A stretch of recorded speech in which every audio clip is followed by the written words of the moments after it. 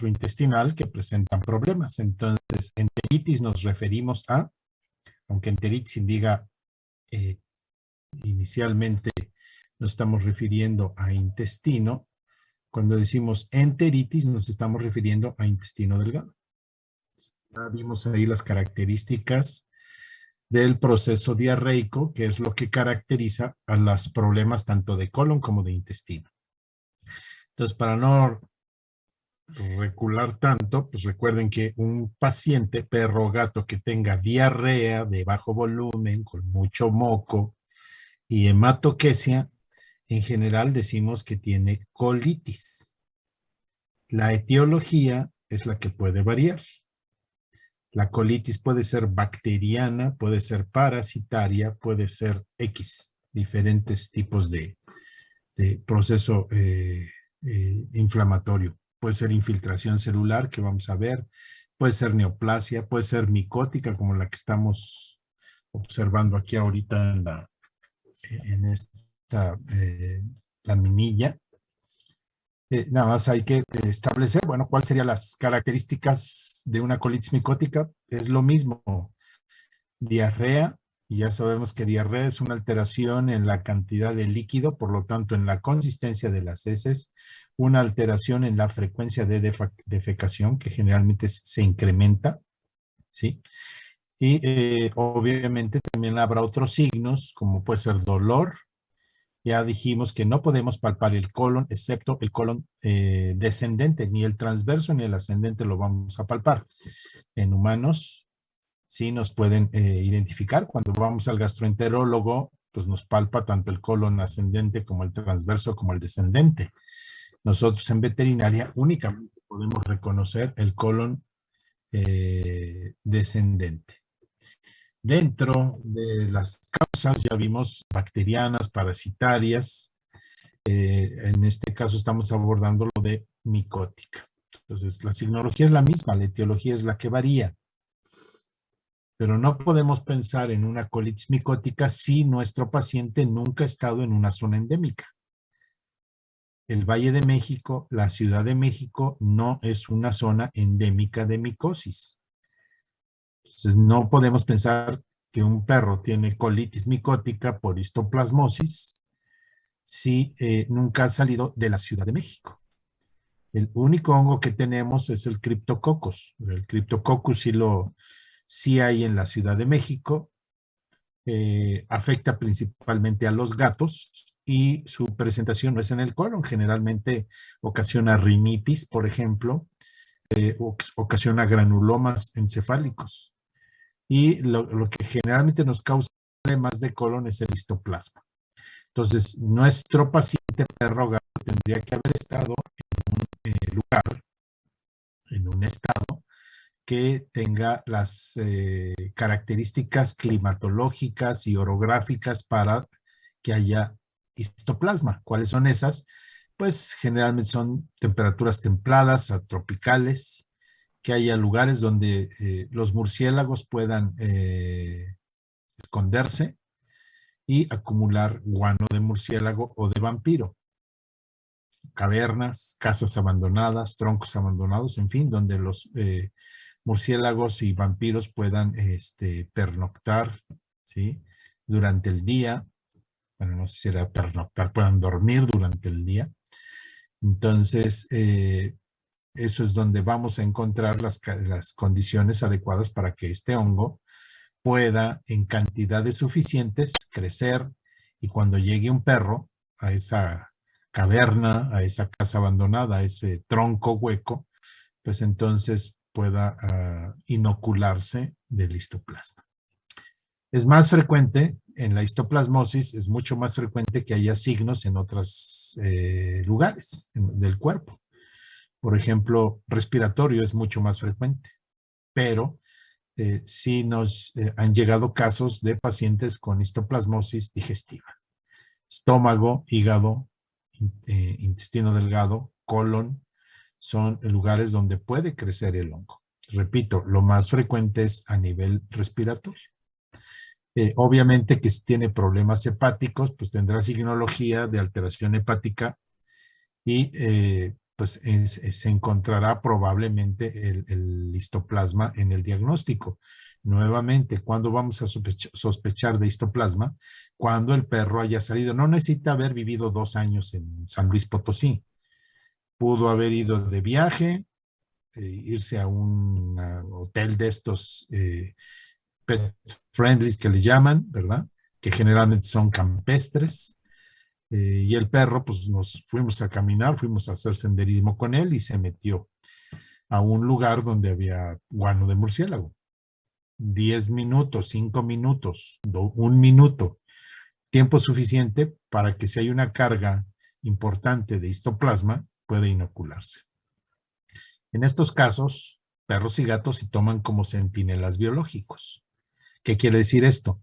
Bueno, cuando diagnostiquemos a un animal, siempre con el antecedente de haber estado en un lugar endémico de histoplasma, hay que advertir al propietario, obviamente, pues le vamos a hacer saber nuestro diagnóstico. Una vez que hayamos corroborado la histoplasmosis, le tenemos que hacer ver que él tiene que ir al médico, el ser humano. ¿Por qué? Pues no porque el perro sea un problema, o sea, el propietario, el tutor, el administrador, como quieran llamarle a la persona que está a cargo del perro, no se va a contagiar por convivir con el perro. El perro o el gato no van a ser un problema desde el punto de vista contagio de histoplasma.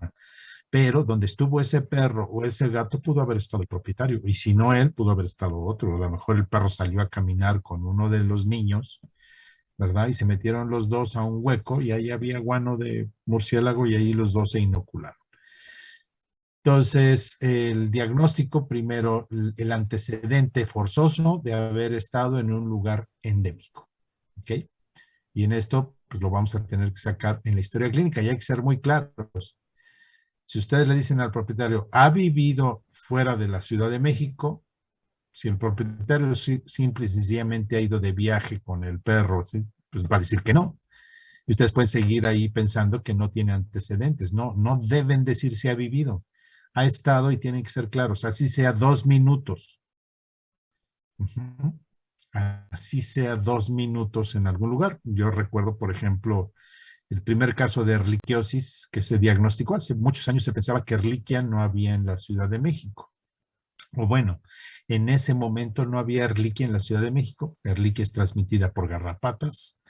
Y no había, o se pensaba que no había garrapatas en la Ciudad de México. Actualmente hay garrapatas, ya, desde hace algún tiempo, y esto se debe pues, a que nos llevamos nuestros perros de viaje con nosotros y traemos las garrapatas y se han ido adaptando paulatinamente a vivir en algunos lugares. O sea, obviamente no tenemos las condiciones climatológicas para que sea una infestación por garrapatas como las que se pueden dar en Cuernavaca, en el estado de Morelos, o en Veracruz, o en Puebla, pero existen garrapatas, ¿no? Entonces, recuerdo que este primer caso era de una persona que decía que nunca había salido su perro de la Ciudad de México. Tenía signología que a los médicos decían, chispas, pues está muy raro, ¿verdad? Pero pues, estos casos los hemos visto con pacientes que viajan o que los traen de Oaxaca, de Veracruz, etcétera. Entonces el propietario decía que nunca había salido de la Ciudad de México. Bueno, pues por fin salió que habían ido a Acapulco a una boda, se llevaron al perro, se fueron el viernes en la noche, se regresaron el sábado en la tarde, a mediodía, pasaron por Iguala, compraron un pollo de esos que venden asados al lado de la carretera y se fueron al río Mezcala y bajando cerca de Iguala al río Mezcala a comerse el pollo y soltaron al perro.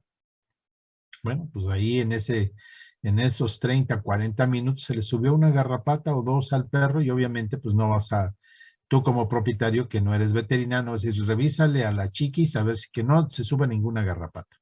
Entonces es muy probable que esa perra haya subido una o dos garrapatas que estaban infestadas por erliquia y esas fueron las que la enfermaron de erliquiosis. Entonces fueron unos pequeños minutos. Entonces esto aplica para este tipo de situaciones. Entonces necesitamos el antecedente de que este animal, este paciente haya estado en un lugar endémico de hongos. Fuera del Valle de México, prácticamente todo México es susceptible de tener hongos, mucho más hacia las costas, hacia las zonas semidesérticas o desérticas.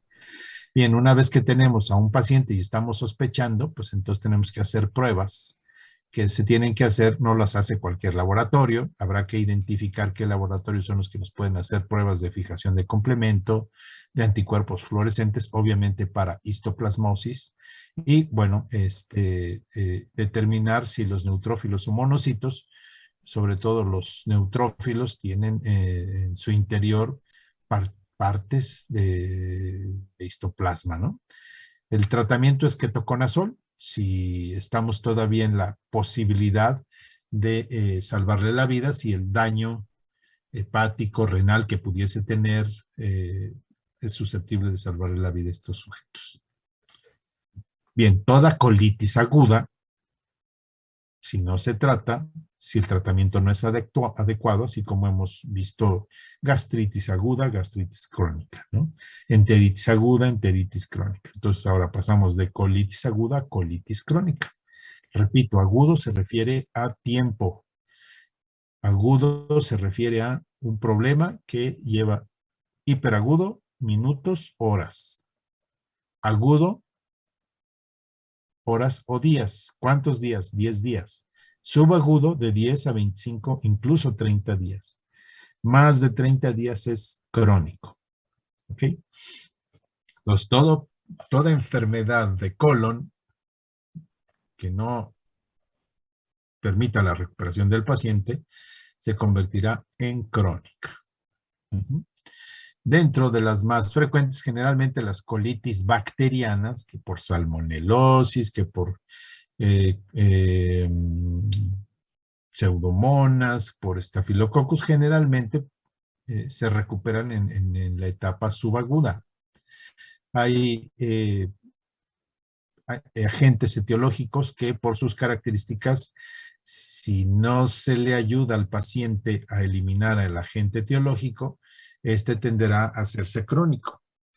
Ya mencionamos que los gatos, más que los perros, tienen clostridium, es parte normal de la microbiota, los clostridiums. Hay un clostridium que es difícil de hacer crecer en los coprocultivos y por eso se le llama Clostridium difficile o difficile. Esto de difícil, pues quiere decir que es Clostridium difícil. ¿Por qué le pusieron así? Pues porque para poder hacerlo crecer en los cultivos se tiene que establecer las condiciones adecuadas, idóneas para el crecimiento de este Clostridium. Sigue siendo un agente normal de la microbiota, pero bajo ciertas circunstancias puede haber sobrecrecimiento. ¿Qué circunstancias son esas? Podemos tener una disminución en las capacidades de defensa del sujeto que está teniendo este clostridio, ¿no? Puede suceder que estemos administrando antimicrobianos porque el perro o el gato tiene problemas respiratorios o dermatológicos que requieren la administración durante cierto tiempo, pues más de 10 días de antimicrobianos. Estos antimicrobianos, así sean administrados por vía parenteral o por vía tópica o por lo que sea, a final de cuentas afectan toda la economía corporal, ¿sí? Obviamente también si son administrados por vía oral, pues con mayor razón. Entonces, estos antimicrobianos van a afectar a la totalidad de la microbiota. Y un agente que es relativamente resistente a la acción de estos antimicrobianos es el Clostridium. Entonces va a encontrar un nicho donde este antimicrobiano que estamos administrando le está dando la oportunidad de tener un sobrecrecimiento para ocupar espacios que han sido abandonados por la muerte de algunas bacterias ocasionada por este antimicrobiano. Entonces vamos a tener un sobrecrecimiento de este Clostridium, lo que va a ocasionar que sus citotoxinas, que siempre se están produciendo, pero ahora en mayor cantidad porque hay más cantidad de Clostridiums, ocasionen procesos inflamatorios a nivel del colon. Entonces vamos a tener a un paciente con dolor abdominal, puede ser muy severo, la colitis, el dolor entérico o de colon puede ser severo, así como el dolor estomacal puede ser severo. Pues en este caso vamos a tener dolor abdominal importante y en consecuencia un proceso de depresión por malestar. Eh, Obviamente, ¿cuál va a ser la signología? Diarrea de poco volumen, mucho moco con hematoquesia. Podemos añadir otros, pues dolor abdominal, ¿sí? Que se va a centrar principalmente o lo vamos a palpar. En muchas ocasiones el dolor abdominal crónico irradia. El dolor agudo el dolor agudo lo podemos identificar porque generalmente duele donde se está generando el dolor, pero el dolor crónico irradia. ¿A qué me refiero? Por ejemplo, cuando tenemos algún problema gastroentérico o de colon, en la etapa aguda podemos identificar, es que me está doliendo, me toco la zona del colon y me duele. Pero ya cuando es crónico, te tocas el abdomen y respondes al dolor. O sea, es difícil muchas veces identificar cuál es la condición que está ocasionando, cuál es el órgano que está ocasionando el dolor. De hecho, por ejemplo, muchas veces los médicos para humanos pues, les cuesta trabajo identificar la zona de dolor y por eso cuando un individuo llega con un dolor importante, pues tienen que hacerle una serie de pruebas necesarias, por ejemplo, placas radiográficas, ultrasonido de vías renales, ultrasonido de vías biliares, ultrasonido de colon, en fin, para identificar si hay alguna condición que pueda orientarlos en qué es lo que está ocasionando el problema. Entonces, vamos a tener a un paciente cuyo generalmente el principal antecedente es una enfermedad sistémica debilitante, ¿sí? O también la administración crónica de antimicrobianos, que va a tener diarrea con las características mencionadas, con dolor abdominal y depresión severas, y vamos a hacer el diagnóstico por colonoscopía, ¿sí? Y donde vamos a ver las paredes del colon como si tuvieran estas pequeñas telitas, ¿no? Como si fuera una capita de gelatina ahí junto al colon, ¿sí? Hacemos un cultivo de heces y aquí sí lo que predominaría en ese cultivo de heces sería Clostridium y sería Clostridium difficile generalmente. Entonces la colitis pseudomembranosa sí tiene un agente puntual. ¿Cuál es? El Clostridium difficile y el diagnóstico lo vamos a corroborar porque primero vamos a sospechar de que existe esto y lo vamos a corroborar con un coprocultivo en el cual vamos a tener un crecimiento muy importante, ¿sí? Muy evidente de este tipo de Clostridium. El tratamiento puede ser metronidazol, que es el agente que más se utiliza actualmente, y si no pudiese responder de manera adecuada, la vancomicina. ¿Ok? Disculpa, ¿cómo se veía la pared del colon en la colonoscopia?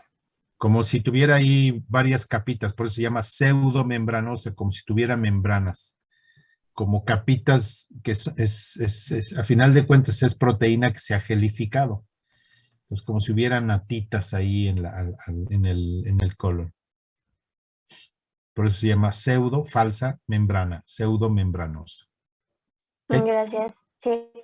Muy bien, entonces esa sería la colitis pseudomembranosa, no es muy frecuente, pero pues obviamente podemos tenerla en algunos pacientes. Afecta mucho más a gatos que a perros.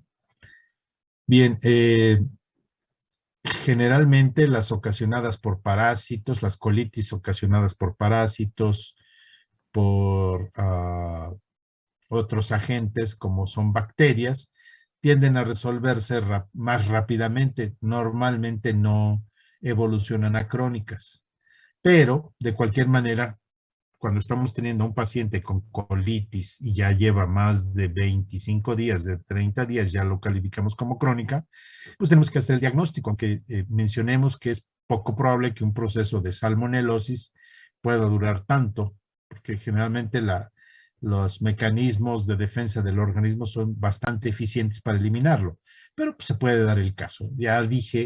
Ya les he mencionado que en la medicina no podemos decir ni nunca ni siempre. Y si lo decimos, normalmente tendremos que establecer una ventanita de oportunidad, de posibilidad de que exista lo que no estamos mencionando. ¿Ok? Entonces, cuando hemos hecho todo el diagnóstico, hemos trabajado para decir, bueno, no es bacteriana, no es parasitaria, no es pseudomembranosa, pues tendremos que pensar en infiltraciones celulares, así como mencionamos a nivel entérico, ¿sí? Ahora estamos hablando de colon. Entonces, tendremos que pensar en infiltraciones celulares. No es lo más frecuente y el diagnóstico es de lo más invasivo, así es de que generalmente tendremos que esperar hasta que hemos dicho no es bacteriano, no es parasitario, no es micótico, no es por sobrecrecimiento de Clostridium, creo que puede ser por infiltración celular, porque el diagnóstico de las infiltraciones celulares es por biopsia. Y generalmente la biopsia que nos da más resultados para establecer si existe o no esta infiltración es una biopsia incisional. Y si estamos hablando de colon, pues tendremos que ser muy condicionantes a establecer de que efectivamente estamos pensando en que es una infiltración celular la que está ocasionando el problema, ¿no? O sea, tendremos que ser muy contundentes en ese sentido. O sea, no decir, bueno, vamos a tomarle una biopsia a ver qué sale, ¿no? O sea, ya le hice todos estos procedimientos, no encontré nada, pues me queda establecer si hay una neoplasia infiltrativa diseminada o es un proceso de infiltración celular, ¿sí? Una biopsia a nivel de colon no es algo muy deseable porque ya mencioné que es el área, es el lugar donde hay más bacterias de todo el organismo, ni siquiera en la piel, ¿sí? Ni siquiera en la piel. Entonces, en ese lugar, pues ahí sí que justificar puntualmente la necesidad de una biopsia. Entonces, vamos a establecer la sospecha cuando tenemos un cuadro de colitis crónica, ya sabemos cuáles son los signos clínicos de colitis, ya los he dicho más de 10 veces, y hemos hecho el trabajo diagnóstico, probablemente hemos dado tratamiento y nuestro paciente no se recupera. Entonces, tendremos que hacer esta biopsia.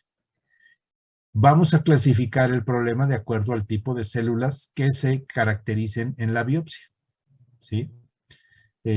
Ya mencioné, pues no sé, la que habíamos mencionado es o la que recordarán probablemente es la infiltración eosinofílica. Estas infiltraciones pueden afectar a todo el tracto. Esto es más frecuente en humanos, o sea, la afectación de la totalidad del tracto. Y en los perros y en los gatos generalmente afecta zonas muy localizadas, ¿no? Pero, pues bueno, hay que estar atentos a esa situación. Entonces, estas infiltraciones celulares afectan a cierto tipo de pacientes. Generalmente, entonces, esto nos quiere decir que en un principio la etiología es hereditaria.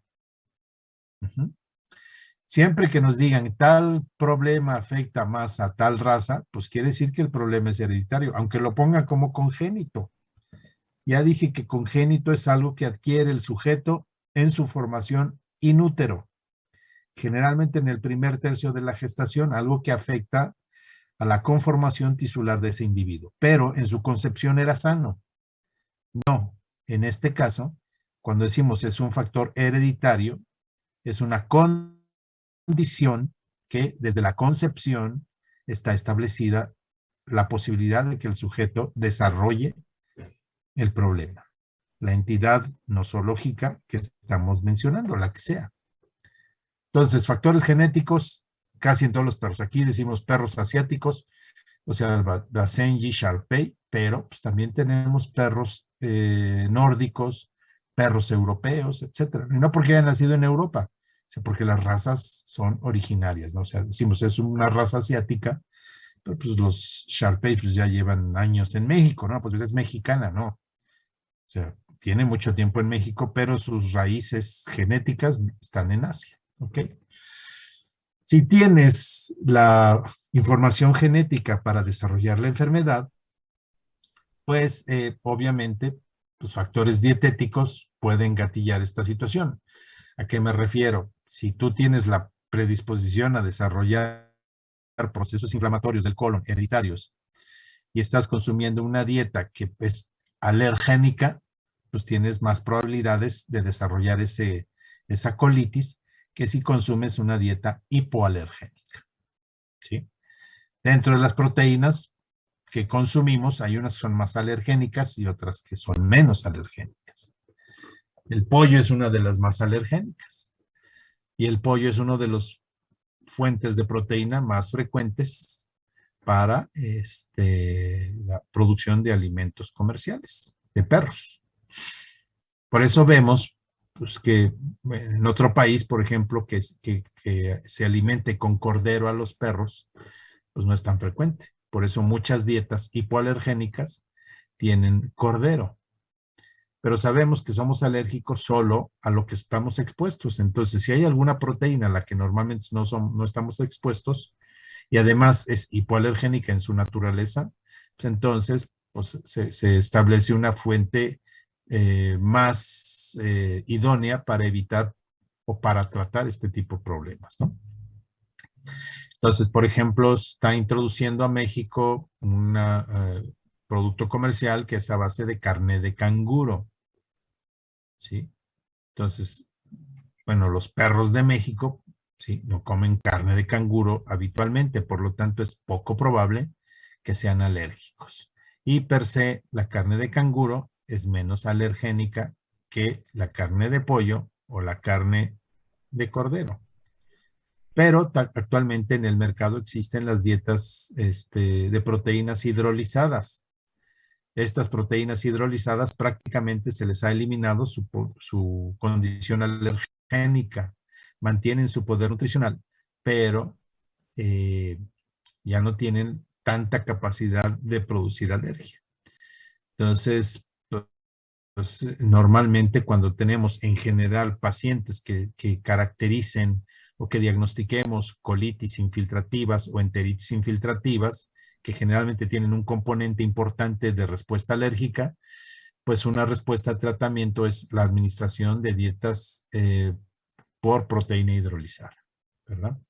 El grave problema pues, es que son bastante costosas. Se los digo por experiencia porque tengo aquí uno de mis perros tiene colitis infiltrativa eosinofílica. ¿Okay?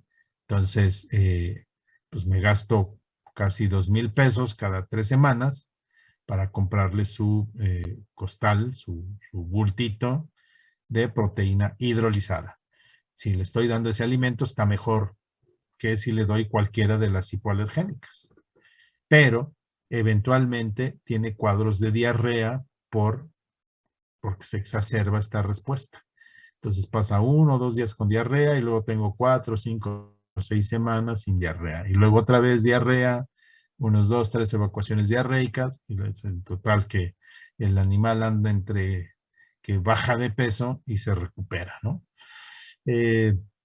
También se menciona que las características de la microbiota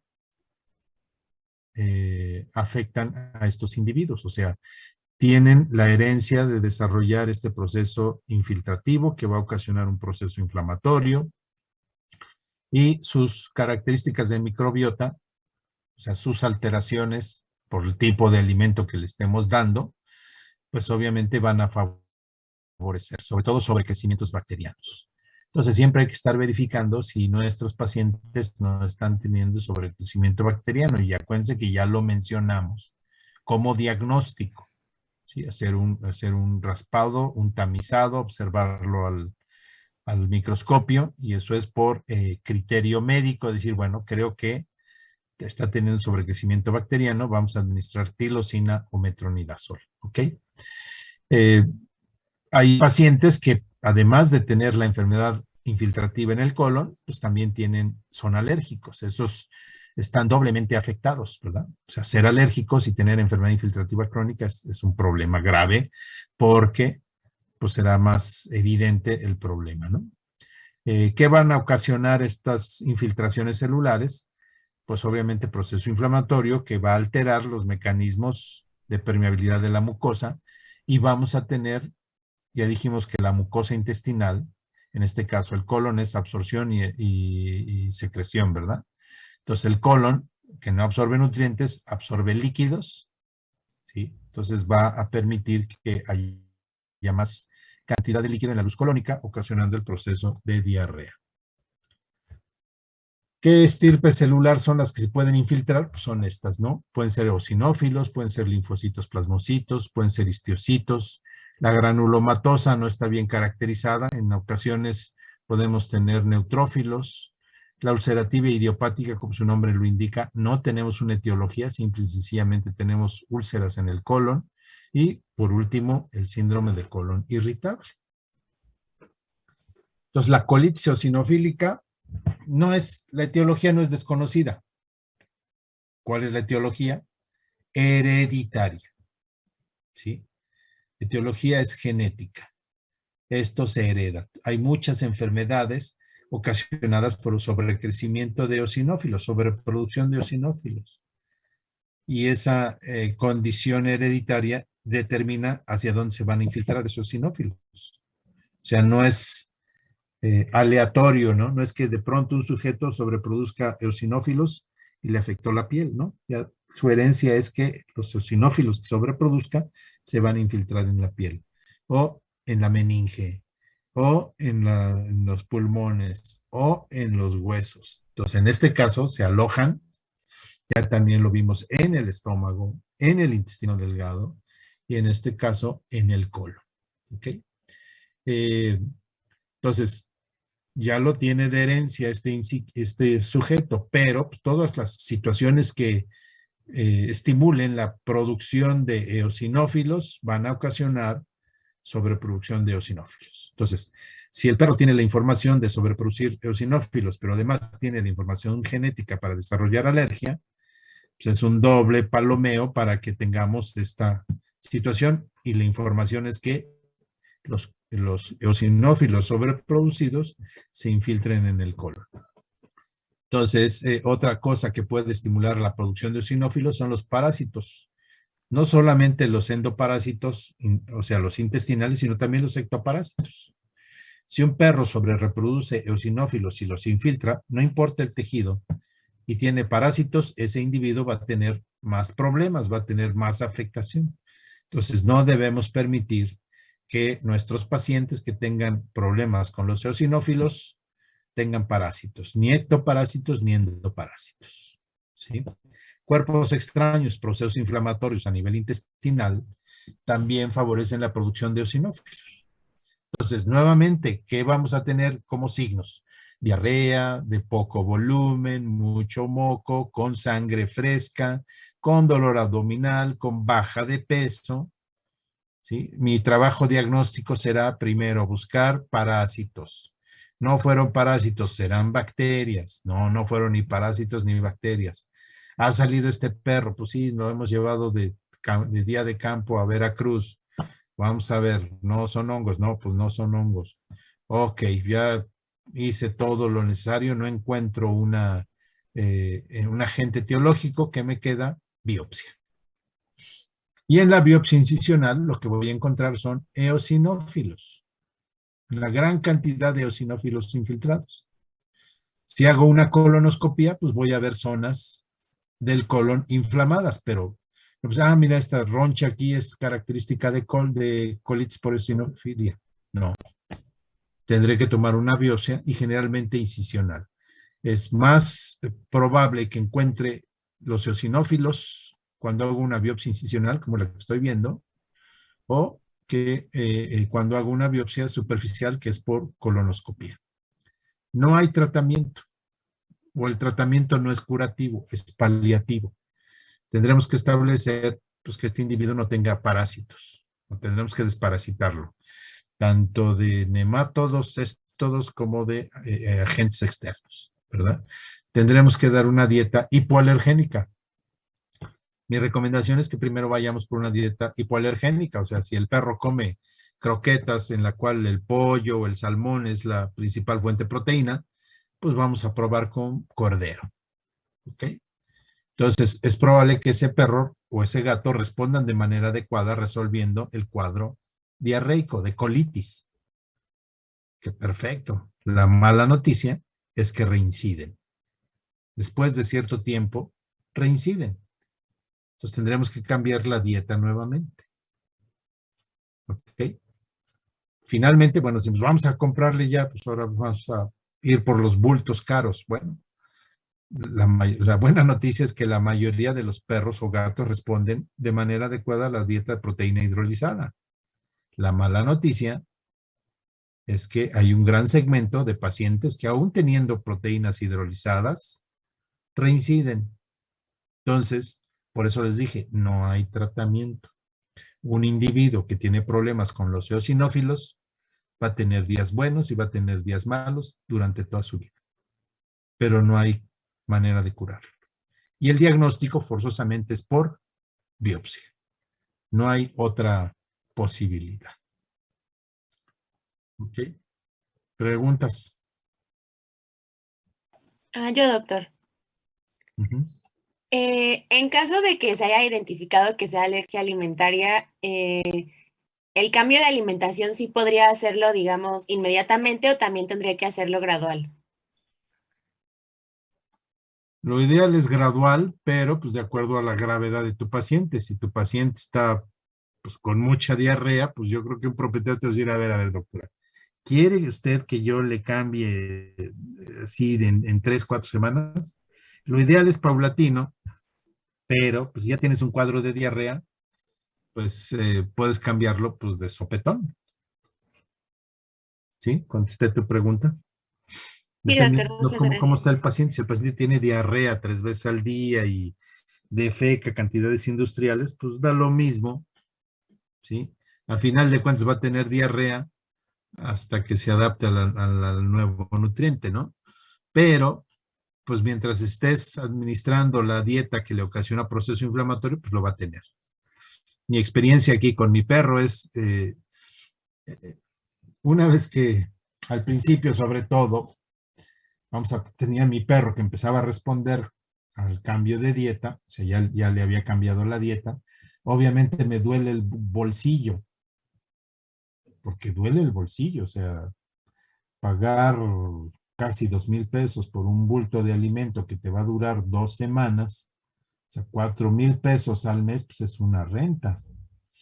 Entonces, 2 o 3 veces intenté ver si, habiendo desinflamado el intestino a base de la dieta hidrolizada, podría yo por lo menos poner una porción del alimento con una dieta de alta calidad, sí, pero pues menos costosa, ¿verdad? Ya un bulto de alimento que me cueste 800 pesos es 1,200 más barato que uno de proteína hidrolizada. Entonces, pues nunca pasé de darle más allá del 10%, o sea, en cuanto le daba el alimento este, original, pues, tradicional, empezaba con el cuadro diarreico. Entonces, mientras estés administrando, así sea en menos porción, el cuadro de inflamación se va a mantener. Entonces, eh, aunque lo ideal es hacerlo paulatinamente, pues en estos casos pues está indicado y no, nadie te va a decir que está mal que cambies de manera abrupta la dieta. ¿Ok? Entonces, colitis eosinofílica es crónica, no hay curación, el diagnóstico es por biopsia. Los eosinófilos no lo vamos a encontrar en la sangre, es inconsistente. Si encontrásemos eosinofilia en un perro que tiene colitis eosinofílica, pues a lo mejor tiene eosinofilia porque tiene parásitos o porque es alérgico, ¿sí? Pero no es algo que digamos, a ver, voy a tomar sangre y si hay eosinófilos voy a sospechar que tiene infiltración eosinofílica. No. Los eosinófilos están infiltrados en el tejido blanco, ¿sí? No andan circulando, ¿ok?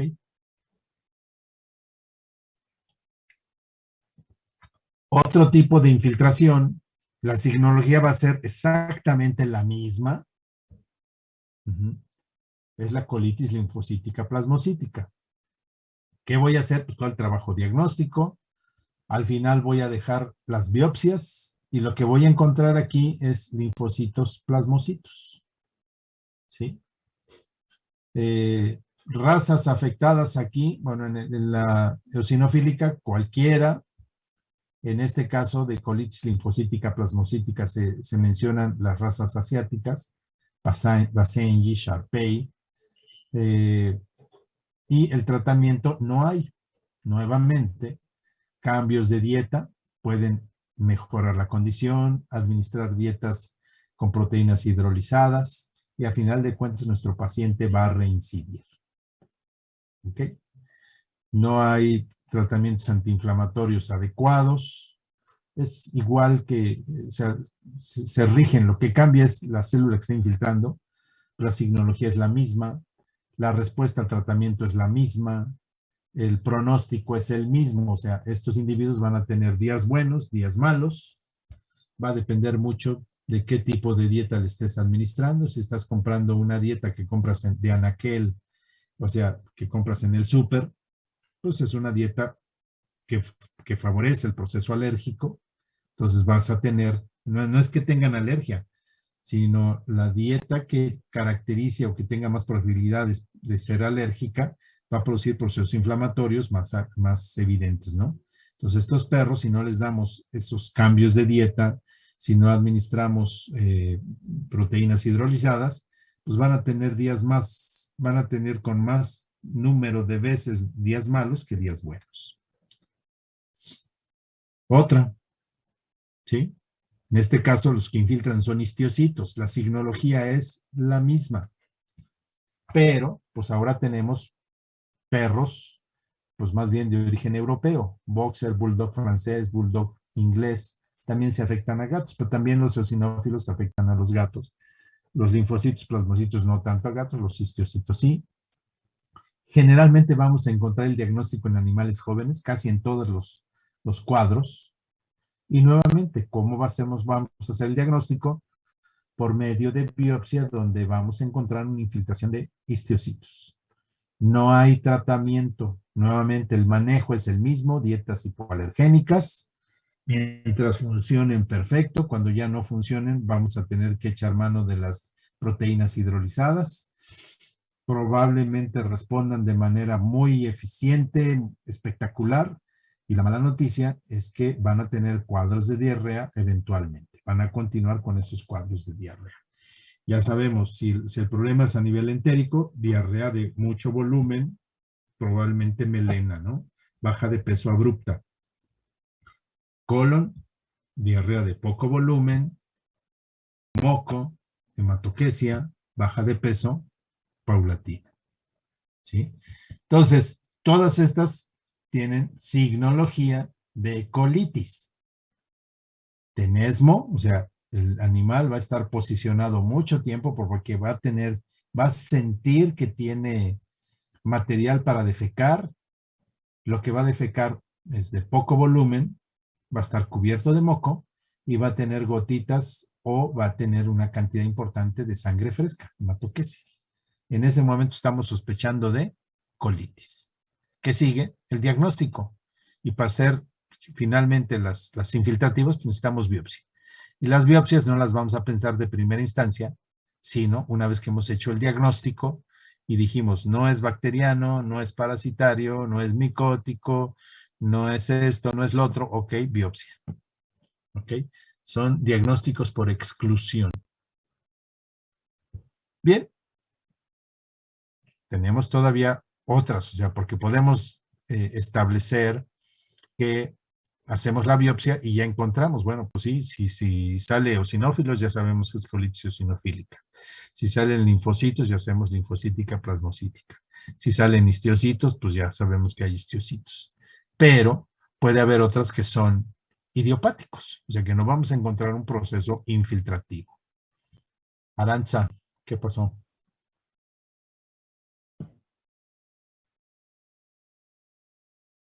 Arantza Baena levantó la mano. Bueno, ¿no se escucha?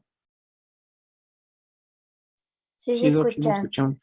Pues díganme, Arantza, levantaste la mano. O se equivocó, me equivoqué, entonces no estamos perdiendo el tiempo. No escucho. Ah, es que está hablando, pero no, creo que no sirve su micrófono. No se escucha, Aranza.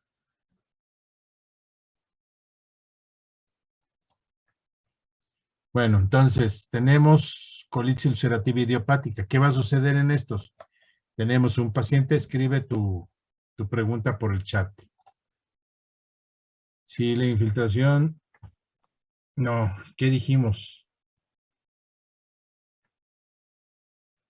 Las infiltraciones, la mayor parte de las veces es solamente en zonas puntuales. En este caso es en el colon. Si es en la piel, vas a tener, en este caso, estamos hablando de histiocitos, linfocitos, plasmocitos, etcétera. Puedes tener gastritis con estas características. Si el paciente es afortunado, pues nada más va a tener gastritis, que es la mayor parte de los pacientes, enteritis o colitis. Si el perro, el humano o el gato tienen mala suerte, van a tener infiltraciones eosinofílicas en todo el tracto. Esa es una posibilidad. Pero, por ejemplo, la placa eosinofílica, pues generalmente solo afecta a la piel. No tienes gatos que estén afectados del colon con colitis eosinofílica y la piel. O sea, generalmente, y recuerden que digo, no podemos decir ni siempre ni nunca. Yo los invito a que lean artículos y van a encontrar, siempre se había dicho que en perros no se presentaba tal enfermedad. Aquí estamos presentando el informe de esta enfermedad y para nuestro conocimiento este es el primer caso de esta enfermedad o con estas características en el perro. Entonces, generalmente infiltra un órgano o un sistema digestivo. ¿Sí? No afecta a todos los órganos. Entonces, bueno, tenemos colitis ulcerativa idiopática. ¿Qué quiere decir idiopática? Que no tenemos una etiología a la cual podamos responsabilizar de la presentación del problema. Lo único que tenemos es la colitis, que forma úlceras. No hay parásitos, no hay bacterias, no hay hongos, no hay neoplasia, no hay infiltración celular. ¿Qué quiere decir? Pues que hicimos ya todo el trabajo diagnóstico y no hay a quien echarle la culpa. Entonces, cuando decimos idiopático no quiere decir que pues es que no sé. Es ya una entidad que se reconoce como una enfermedad. Entonces, el diagnóstico puede ser colitis ulcerativa idiopática. ¿Cuándo vamos a decir eso? Cuando hemos hecho todo el trabajo diagnóstico necesario en ese lugar donde estamos trabajando y no encontramos ningún agente culpable. Entonces decimos, su perro tiene colitis ulcerativa idiopática. No hay tratamiento, es igual. ¿Cómo va a mejorar? Cambio de dieta. ¿Va a reincidir? Sí. O sea, ¿cuál es su pronóstico? Días buenos, días malos. ¿Vamos a tener que echar mano de las dietas de proteína hidrolizada? Sí. ¿Va a responder? Lo más probable es que sí. Hay un segmento de perros cuando empezaron a anunciar las compañías Royal, Hills, que iban a tener dietas hidrolizadas, de proteína hidrolizada. Así todos los veterinarios, ¿no? Qué padre, ya con eso se va a resolver el problema de alergias por alimentación, de gastritis por respuestas inflamatorias, etcétera. ¿Y cuál fue el desconsuelo? Pues que no todos tus pacientes responden bien. O sea, no todos los perros te van a responder a lo que en teoría deben responder. Este es el caso de las dietas hidrolizadas. ¿Sí? Tenemos pacientes que no responden y se la van a vivir con diarrea constantemente. Aún teniendo ya el diagnóstico, a veces responden, por ejemplo, a la administración de esteroides. Pero ni siquiera lo menciono. ¿Por qué? Porque es bueno, se los estoy mencionando ya, pero es un grupo mucho menor de pacientes que puedan responder a la administración de esteroides. Muchos no responden. O sea, la mayor parte, el 95, 98% no responde a la administración de esteroides, que diríamos, bueno, citostáticos, porque es una condición que está produciendo celularidad, ¿verdad? Pues vamos a dar citostáticos. Hay protocolos donde se han utilizado antineoplásicos por su característica citostática, o sea, de disminuir la producción de células. Y bueno, en un principio responden como 3, 4 semanas y luego, ¡pum!, reinciden. Entonces, actualmente tenemos muchos tratamientos que han sido descontinuados porque, en pocas palabras, sale más caro el caldo que las albóndigas. Los efectos colaterales de muchos medicamentos son peores que la respuesta positiva del sujeto porque va a durar 3, 4 semanas y reincide. Y ya te quedaste con los efectos colaterales de la gente y con la reincidencia de tu paciente. Entonces, los antineoplásicos o citostáticos no funcionan. Los esteroides, su respuesta es mínima y su ganancia sería pírrica, ¿no? O sea, gané la batalla, pero perdí más soldados que nunca y me deja totalmente expuesto a otro tipo de situaciones. Esta colitis ulcerativa, pues en algún momento se le llamó colitis ulcerativa del boxer, porque era una de las razas más afectadas. Pero actualmente se sabe que pues, hay diferentes razas afectadas. Nuevamente, no hay tratamiento, ya mencioné, el manejo es similar en todos los casos que he establecido esa condición, ¿no?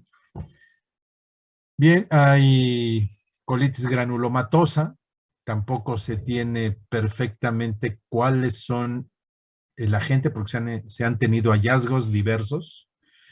Se encuentran células epiteliales, eosinófilos, neutrófilos, en fin, los que más predominan son los neutrófilos, pero pues no sabemos exactamente cuál es la causa.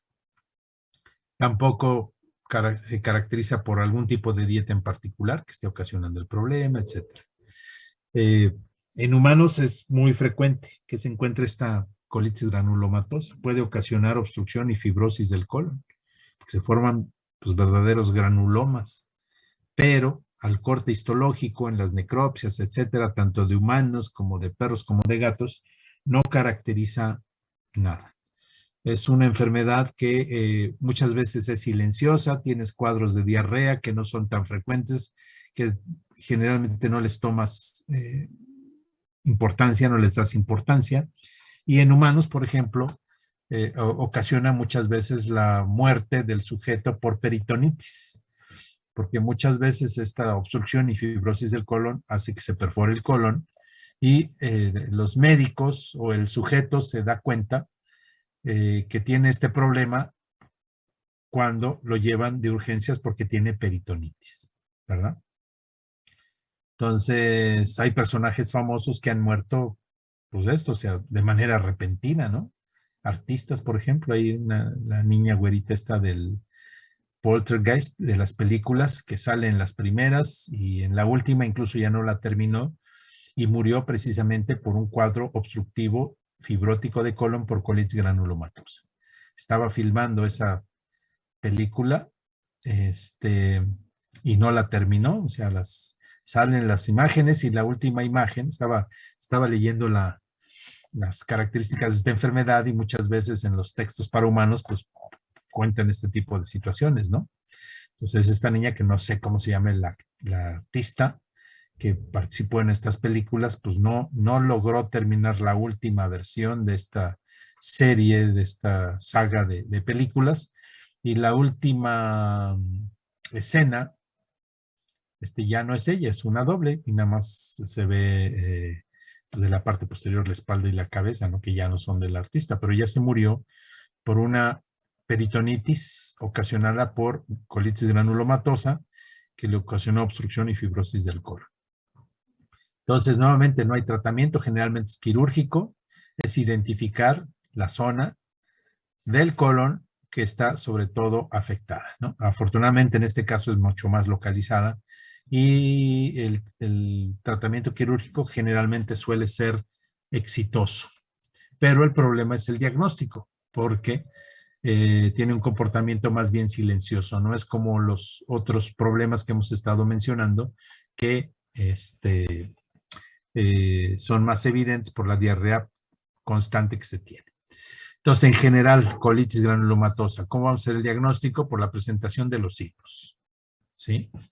En la anamnesis, pues ya mencioné, pues, si el animal ha estado en Veracruz, tendremos posibilidades de sospechar de una colitis micótica, ¿verdad? El examen físico, pues será un animal, generalmente si es crónico, con baja de peso, anémico probablemente, con dolor abdominal, que probablemente se circunscriba al colon, pues es probable. En el hemograma, pues tendríamos que ver características que nos indiquen un proceso alérgico, por ejemplo, eosinofilia, un proceso parasitario, nuevamente eosinofilia, a nivel sanguíneo estamos hablando, ¿verdad? en el coproseriado para descartar la presencia de parásitos, tricuris, por ejemplo, las biopsias para ver si hay Balantidium, en fin, todo lo que hemos mencionado que tengamos que diagnosticar, ¿no? Me preguntaban ayer si las placas radiográficas o el estudio de imagen funcionaba. Claro que sí funciona. Obviamente, por placa o por imagen, por ultrasonido, por rayos X, no voy a poder diferenciar una colitis eosinofílica de una histiocítica. Ni voy a poder diferenciar esta colitis histiocítica de esta ulcerativa. ¿Cómo voy a hacer el diagnóstico? Por biopsia. O sea, ponerle ya el apellido, la etiología, es por biopsia. ¿Sí? Ni siquiera la proctoscopía. Ya vimos aquí unas imágenes donde se ve inflamado, se ve crecimientos, se ven nódulos, se ven granulomas, pueden verse úlceras, pero eso no me va a decir la condición etiológica. La caracterización celular es por biopsia. Y una vez que tenga esa situación, pues podré afinar mi pronóstico, ¿no? Es decir, eosinofílica, pues a ver, señor, su perro nunca se va a curar. Obviamente, se los estoy diciendo así, no, a lo mejor no voy a ser tan crudo, ¿verdad? Con un propietario y decirle, pues, su perro nunca se va a curar. No, pues obviamente lo estoy mencionando con ustedes para ahorrarnos palabras, ¿no? El perro nunca se va a curar, esa es una realidad. Va a tener días buenos, va a tener días malos. Los días buenos van a coincidir con cambio de dieta, una dieta que no haya tenido el antecedente. Va a tener muy buenos, mejor o mayor número de días buenos si estamos en una dieta de proteína hidrolizada, pero eventualmente va a recaer, ¿sí? Por 1 o 2 días, a veces más, se nos salen de control estos pacientes. ¿Ok? Entonces aquí estamos viendo, por ejemplo, pues sería aquí estamos viendo un colon por enema. Tenemos el colon ascendente, el transverso y el descendente. Estos dos no son palpables, este es el palpable. Y aquí estamos viendo un defecto de llenado. Esto que se ve aquí es un defecto de llenado. Entonces, ¿qué quiere decir? Pues que la pared tendría que verse como lo vemos en todo lo largo del colon. Pero vean aquí cómo se ve esta situación. Se ve como que no se llenó bien. Aquí vemos la pared del colon y como que hay algo ahí que no está permitiendo que el sulfato de bario llegue bien a la pared. Entonces, ¿qué es esto? Pues es un crecimiento. ¿Qué sigue? Colonoscopía, ¿sí? Son úlceras, ok, son úlceras, no hay que biopsiarlas. Son crecimientos, ok, pues entonces hay que biopsiarlos. Bueno, en ocasiones una úlcera, colitis ulcerativa idiopática, pues hay que biopsiar la úlcera de todos modos. O aunque no haya crecimientos, en cuadros crónicos, a veces no tenemos estos defectos. Es un defecto de llenado por un crecimiento, pero puede ser un defecto de llenado positivo. O sea, ¿qué quiere decir esto? Que hay una úlcera y entonces el sulfato de bario como que se ve un chipotito de sulfato de bario hacia afuera. Aquí se ve un chipote, pero tejido hacia adentro. Entonces sí funciona la imagen, pero no nos dice la etiología. Entonces ya lo mencioné. ¿Cuál es el manejo? Dieta hipoalergénica, antiinflamatorios. Híjole, algunos perros funcionan y todos van a reincidir. Antimicrobianos, tilosina, metronidazol son los más frecuentes. Neomicina es otro antimicrobiano. La neomicina no se menciona mucho. ¿Por qué? Porque actualmente, como se ha utilizado durante mucho tiempo, las bacterias son resistentes. Entonces, tilosina y metronidazol son nuestros antimicrobianos de batalla. Nuevamente va a mejorar, pero va a reincidir. Inmunodepresores. Va a haber perros que mejoren y van a reincidir. Citostáticos, ya los mencioné.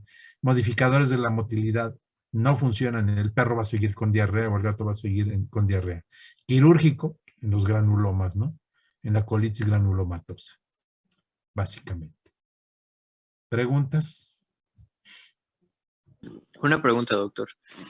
En el caso de su perro, una vez que comenzó con la dieta hidrolizada, ¿cuánto tiempo tardó en mejorar? Como 24 horas. Ok. Pero Gracias. puede ser de una noche a la mañana, ¿eh? Cuando era cachorro, el perro tenía diarrea. Mi perro tenía, bueno, es una perra, la perra tenía diarrea, ¿no? Tenía días buenos, tenía días malos. Eran más los días buenos. Ya lo desparasitamos, checamos bacterias, que no tuviera diarrea, todo lo que hemos mencionado. Entonces, pues empezamos a utilizar dieta hipoalergénica. Voy a ser sincero. Pasé por todas las marcas, desde las más suyuyuy hasta las más fancies, ¿no? Y el perro seguía con diarrea, días buenos, días malos, chispas. Entonces un día se nos acabó el alimento y ya era tarde noche, entonces aquí que cerca me queda un Soriana, fui y compré un bultito de ganador para que el perro, yo dije, pues tiene diarrea, pues qué importa, ¿no? Yo le estoy dando clase de que tenemos que cambiar, si vamos a introducir una dieta hay que hacerla con 3, 4 semanas, etcétera, pero el perro estaba que se moría de hambre. Entonces, pues le di ganador. De un día para otro, sí. ¡Pum! Su plato de ganador. ¿Y qué creen que pasó al día siguiente? 0 diarrea. Y así me la pasé como 3 años con ganador. Le daba dieta de una marca más chida y le daba diarrea, ¿no? Y de pronto se empezó con diarrea con el alimento que normalmente le daba, en este caso el ganador. ¿Sí? Entonces, ya actualmente le doy una mezcla de Hills, es lo que más me ha funcionado, una mezcla de Hills, hay uno que se llama para problemas intestinales, pero dice Bioma, que provee una gran cantidad de probióticos. Entonces le doy 1/3 de intestinal Bioma, porque le doy intestinal solo, no sirve. Tiene que ser intestinal Bioma y 2/3 de dieta hidrolizada. Entonces el perro así dura 2 semanas sin diarrea y de pronto, ¡pum!, hace diarrea. Y luego a la mañana siguiente sigo con la misma dieta y ya no hace diarrea. Pero la respuesta te digo, o sea, te diría que 24, 48 horas, pero por ejemplo, cuando me respondió que le empecé a dar ganador, te repito, cuando nos dimos cuenta que no había alimento, el perro ya llevaba, la última vez que se le había dado alimento y no me dijeron que se acabó el alimento, fue en la mañana. Entonces llegamos en la noche y el perro tenía hambre. Aquí el Soriana es 24 horas. Yo dije, pues ni modo. Me voy aquí al Soriana, 24 horas, compré, ya el perro tiene diarrea, no va a pasar nada. Pero en la noche le di ganador y al día siguiente ya no tuvo diarrea y así duró casi 2, 3 años sin diarrea con el ganador. Pero reinciden, casi todos van a reincidir. ¿Okay? Gracias, doctor. Bien, los antiinflamatorios, bueno, son los que les digo que generalmente no funcionan y se menciona en la literatura que no he hecho esto con mi perro porque pues la práctica que tenemos en el hospital me indica que no es muy funcional, ni la prednisona oral ni parenteral. Nunca he hecho enemas de hidrocortisona. Esa nada más los he leído, que dicen que funcionan, pero el tiempo que indica la literatura es lapso de tiempo corto, ¿no? Sí hemos utilizado acetioprid, no en mi perro, pero en pacientes del hospital ahí de la facultad. Muchos perros funcionan de manera espectacular, piensas que ya le diste al clavo y a las 2, 3 semanas reincide. Con acetioprina, por ejemplo, con un inmunomodulador. Con citostáticos, que ya estamos hablando con fármacos que son antineoplásicos. Hay muchos protocolos. Tengo un amigo que tiene psoriasis. Tiene una psoriasis muy, muy agresiva. O sea, toda su piel está afectada, pero no tiene problemas gastroentéricos, ¿verdad? Sí, si alguien me preguntaba que si había otros órganos involucrados, pues no, afortunadamente no, para los que no están involucrados, fregados, los que tienen órganos diversos involucrados. Entonces este amigo tiene psoriasis y la psoriasis no es otra cosa más que una infiltración de eosinófilos, pero su psoriasis es muy, muy, muy agresiva. Y él sí se ha prestado para protocolos, ¿no? Entonces, dentro de los protocolos que le han administrado, pues le han administrado de acetioprina. Y alguna vez me lo encontré muy contento porque pues prácticamente ya no tenía lesiones en la piel. Y me dijo, estoy en un protocolo de antineoplásico. No era ciclofosfamida. No recuerdo exactamente qué antineoplásico estaba. Si nada más debo cuidarme porque pues, tiene efectos renales y hepáticos, ¿no? Pues ya estoy hasta la madre de tener esta cosa de la piel. Y estaba muy contento, ¿no? A pesar del riesgo que estaba corriendo de afectación de otros órganos. El problema es que como 3 meses después que lo vi, pues lo vi otra vez ya con sus lesiones. ¿Y qué pasó? No, pues como a las 3 semanas después de que me había yo recuperado así como por arte de magia, que son 15 días más o menos el tiempo en el que los queratinocitos se recuperan, pues ya volví a tener las lesiones y obviamente pues no voy a seguir tomando un medicamento que tiene efectos colaterales importantes. Entonces, bueno, pues es probable que si ustedes se dedican a perros y gatos, se infiltren a pacientes con infiltraciones en colon y tengan que recorrer este camino. ¿Ok? Los antimicrobianos utilizados para controlar el número de bacterias, que ya vimos que si hay un sobrecrecimiento bacteriano favorece la reacción inflamatoria, si tienes la genética para tener estas infiltraciones, pues es metronidazol y tilosina, ¿no?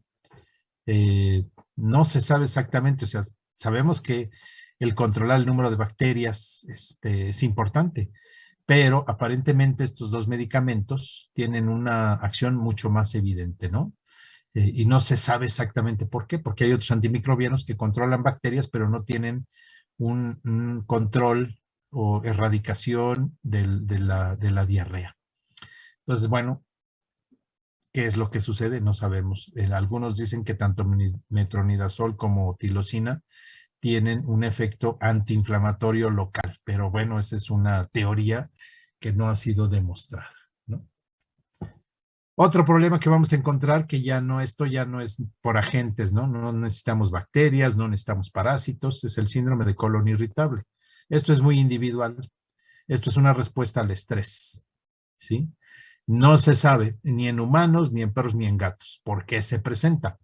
Generalmente, en esta situación se empezó a diagnosticar en perros de trabajo. Los primeros casos que se publicaron fueron en perros de cacería en Estados Unidos.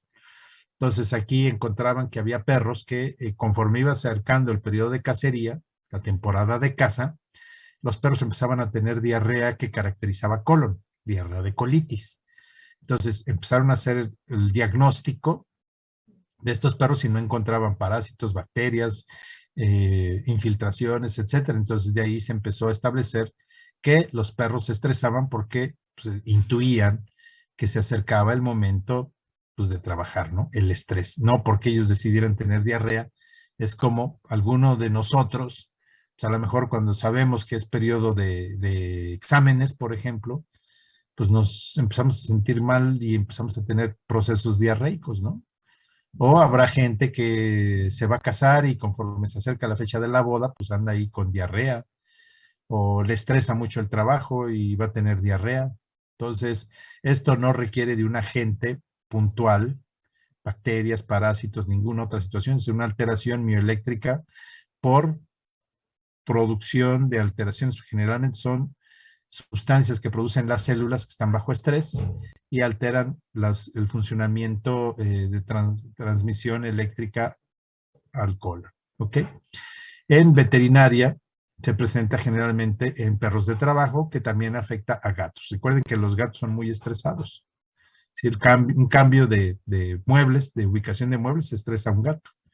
Que haya un bebé nuevo en la casa, estresa a un gato. Que llegue un cachorro, que llegue otro gatito a la casa, estresa a un gato. Y eso puede ocasionarles, si el sujeto es predispuesto, puede establecer esa situación de colon irritable, ¿no? En humanos está establecido que esto es hereditario, o sea, si el abuelo tenía síndrome de colon irritable, pues es probable que algunos de sus hijos, no todos, ¿verdad? Es probable que algunos de sus nietos, no todos, tengan esta condición. ¿Qué va a ocasionar cuando haya estrés sostenido? Vamos a tener diarrea de bajo volumen con mucho moco. Si el cuadro es muy agresivo o el individuo es muy estresado, pues puede haber incluso hematoquesia, ¿no? El diagnóstico va a ser por exclusión. Ya mencioné cómo empezaron a acuñar el término de que había síndrome de colon irritable en los perros, ¿verdad? Porque al principio decían, ay, ¿cómo un perro se va a estresar por trabajo? Por Dios, hombre, o sea, es una vida de perro. Ya quisiera yo tenerla, comer y dormir y ladrar. Bueno, pues cada especie se estresa a su modo, ¿verdad? A lo mejor hay perros que no trabajan, o sea que no, sí, como estamos viendo aquí, esta es una foto de los años 80 de la facultad. Vean, esta es la parte de atrás, aquí es donde actualmente están los doctores de equinos ahí movilizando, dándoles ejercicio a los caballos, ¿verdad? No había rejas, la universidad era padrísima, llegabas, podías, la primera vez que yo fui a la facultad fue un domingo, no había nadie, pero la facultad estaba abierta, hasta los salones estaban abiertos. Actualmente todo está cercado, ¿verdad? Vean, no hay rejas por ningún lado. Y es una demostración en un festival que organizó el hospital, se llamaba Open House, se llaman ese tipo de festivales, y se invita a la comunidad a ver qué es lo que hace el departamento, ¿no? Entonces, en ese caso, pues, teníamos estos perros y lo tomo como un ejemplo de perros de trabajo. Pero un perro estresado en la casa que pasa el güey que toca la campana de la basura y lo quiere morder y no puede morderlo, pues a lo mejor eso le ocasiona estrés, ¿no? Un gato que ha vivido toda la vida con una mujer o con un hombre y de pronto pues le traen el novio a la novia que se empieza a quedar a la casa, pues eso lo estresa y le puede ocasionar colitis. Entonces, el diagnóstico de colon irritable es por estrés, no solamente perros de trabajo. Cualquier animal que se estrese de manera sostenida puede tener signología de colon irritable, ¿no? Entonces, el diagnóstico es por exclusión de otras causas. El tratamiento, pues quitarle del estrés, evitarle el estrés. Sintomático, pues sería administrar dietas astringentes. Las dietas astringentes generalmente llevan arroz, llevan algún tipo de cereal para que haya poca cantidad de líquido en el contenido intestinal. Pero son sujetos que generalmente tienen diarrea constantemente, ¿no? A lo largo del tiempo he conocido alumnos que luego le digo, ¿y por qué llegaste tarde, doctor? Es que siempre que tengo exámenes me da colitis. Ah, bueno, pues es colon irritable por esta situación. Y pasé al baño, me decían, ¿no? Bien, alguien me preguntaba de megacolon la vez pasada. El megacolon indica un colon dilatado. ¿Qué es lo que sucede? Hay una motilidad, la segmentación rítmica, el peristaltismo es ineficaz. Hay pacientes que establecen esta condición sin tener una alteración que pueda explicar el por qué desarrollaron megacolon. Los gatos, es una especie, los gatos, y no digo los felinos porque no sé si los leones, los tigres tengan esto. Los gatos, el gato doméstico, tiene esta predisposición a desarrollar megacolon. ¿Sí? Si un gato se enferma y no defeca, tenemos que hacerlo defecar. Es muy importante. ¿Sí? Entonces, muy frecuente en los gatos. Idiopático, congénito es lo mismo. Adquirido, puede ser una perra o un perro o gato que haya tenido una fractura de pelvis. Esta pelvis se movió de posición, cerró el canal pélvico y tenemos obstrucción. ¿Sí? Ya también mencioné de las colitis granulomatosas, ¿no? También pueden ocasionar obstrucción y perforación del colon. Entonces, pues esa es la situación que vamos a tener. ¿Cuáles son los signos de megacolon? Muchas veces es silencioso. No nos damos cuenta y el perro o el gato está manteniendo heces, porque hay individuos que pueden mantener cierta defecación. Hay perros que tienen megacolon y que están obstruidos y tienen diarrea. Entonces, en ocasiones el propietario, entonces son propietarios de esos que no llevan a sus animales a ninguna revisión, pues de pronto va a decir, oiga, el perro huele horrible, huele como a popó, a mierda de perro, a mierda de gato. Entonces, sí, pues los que tienen megacolon empiezan a oler a heces. Sí, pero actualmente, bueno, pues es poco probable que tengamos ese tipo de situaciones. Antes era relativamente frecuente que nos llegaran perros que estaban totalmente tapados, ¿sí?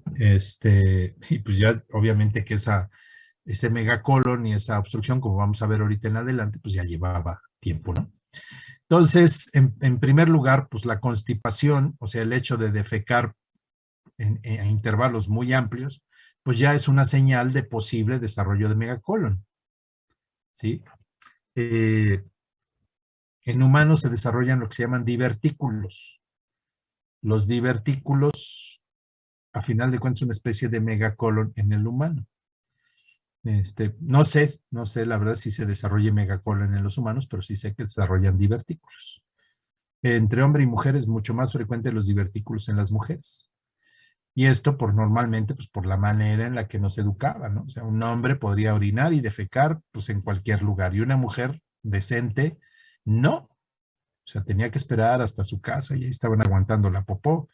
Entonces, en mujeres es muy frecuente, sobre todo las que están en esta situación de no hago a gusto si no estoy en mi casa, entonces por lo tanto aguanto, y te vas convirtiendo en un constipado, en un obstipado, entonces te empieza a perder el tono y el peristaltismo de colon, desarrollas estos divertículos que son bolsas y entonces pues te tienen que operar, ¿verdad? Así como vamos a ver más adelante. Puede haber tenesmo, habrá perros o gatos con constipación, obstipación o ya con megacolon que se posicionen para defecar, defequen pequeñas cantidades, pero pues no eliminen la totalidad. Esto a la larga va a ocasionar vómito, ¿sí? Porque estás absorbiendo muchas toxinas, porque hay una estimulación gastrocólica para ocasionar el vómito, y ya cuando están con muchos problemas de no defecar, de mantener heces, pues estás intoxicado, empiezas a desarrollar hiporexia, finalmente anorexia. Hay sujetos que pueden llegar a morir por megacolon. El diagnóstico, ¿cómo lo vas a hacer? Pues, palpación abdominal, vas a encontrar, ya lo habíamos visto, no es un colon totalmente normal, ¿por qué? Pues porque estamos viendo aquí este defecto de llenado, ¿verdad? Pero no tiene megacolon, es un colon en volumen adecuado, ¿no? Entonces olvidémonos de esto y haríamos un enema y veríamos si el colon es normal, lo veríamos como esto. En el examen, pues no vamos a encontrar heces. En el megacolon ya con retención encontraríamos heces. Y el estudio radiográfico pues nos va a decir pues, cómo anda funcionando este colon, ¿no? Entonces aquí estamos viendo un perro que es constipado. ¿Cómo sé que es constipado? Los perros que hacen así muy segmentado, aquí estamos viendo, esto va a ser segmentos, van a ser como bolitas, ¿verdad? Eso ya me está indicando que este perro no defeca con regularidad. Puede durar 2 días sin defecar, entonces por eso mientras las heces se mantengan en el colon, se están deshidratando. Un perro debe defecar de 1 a 2 veces al día. Igual un humano debe de defecar 1 o 2 veces al día. Si defecamos un día sí, un día no, aguas, ya estamos en constipación. Necesitamos empezar a manejar esa situación como lo tendríamos que manejar aquí. ¿Qué tendríamos que hacer? Incrementar la fibra en la dieta y el ejercicio en este sujeto para favorecer la eliminación de las heces. ¿Sí? Cuando sacamos a un perro de la casa y defeca, 1, lo hace por costumbre porque ya lo condicionamos. 2, porque empieza a correr y la actividad estimula el peristaltismo, ¿sí? Básicamente, o hay perros que por la emoción se les estimula la eliminación. Entonces, eso es incrementar la actividad emocional, física, así como incrementar la cantidad de fibra en la dieta de nuestros pacientes. Entonces, este perro no tiene megacolon, pero ya tiene constipación, ya va para una situación de obstipación. Este perro tiene megacolon, ¿sí? Y todo esto que estamos viendo aquí son heces. Este perro puede tener diarrea como signo de la misma condición de megacolon y retención de heces. Entonces, ¿cómo vamos a diagnosticar esto? Pues repito, cuando llegan así es porque ya huelen a heces, transpiran heces en pocas palabras, ¿sí? Su aliento es a heces. Este problema es muy frecuente, el megacolon idiopático, es muy frecuente en perros de talla grande, en los molosos. Una de las razas más afectadas es el mastín napolitano, por ejemplo, el gran danés. Son perros generalmente viejos en ese sentido, o sea, perros de 7, 8, 9 años. Palpamos y vamos a palpar una masa gigante, tomamos una placa radiográfica y vemos todo esto es excremento en el colon descendente. Si tomamos la proyección ventrodorsal, pues a lo mejor hasta en el transverso y en el ascendente vamos a encontrar heces. Sí, obviamente esto no va a salir. No se les ocurra administrar laxantes en un perro como estos. Esto no va a salir. Tenemos que aplicar enemas. Y si no sale en 4 o 5 días, pues tendría que ser cirugía, entendiendo que es muy probable que desarrolle peritonitis. Aquí tenemos un gato. Aquí aprovecho, ¿no? Pues tiene puentes. Los puentes no ocasionan problemas. ¿Sí? Porque de pronto, oiga, tengo un perro, el veterinario me dijo que tiene espondilosis y eso está ocasionando esta bronca. No, esto no ocasiona, esto es un hallazgo. Esto lo único que me indica es que es un perro generalmente viejo. Obviamente puede haber infecciones que hagan situaciones similares, pero este no tiene infección. ¿Sí? Este puente no se fracturó, porque también dicen, es que se fracturó el puente. No, no se fracturan los puentes. Este apenas se está cerrando. Tampoco ocasionan dolor. Entonces, cuando tengan pacientes y tomen una placa radiográfica y vean esto no es diagnóstico. Esto no explica el megacolon. ¿Ok? Ya mencioné que es idiopático en muchas ocasiones. Tiene que haber algo. Si este perro tuviese una fractura de pelvis y el canal pélvico está cerrado, eso explicaría el megacolon. Esto no. ¿Ok? Este es en un gato. Su columna también se ve fea, pero este megacolon con retención fecal no está siendo ocasionado por los problemas de columna.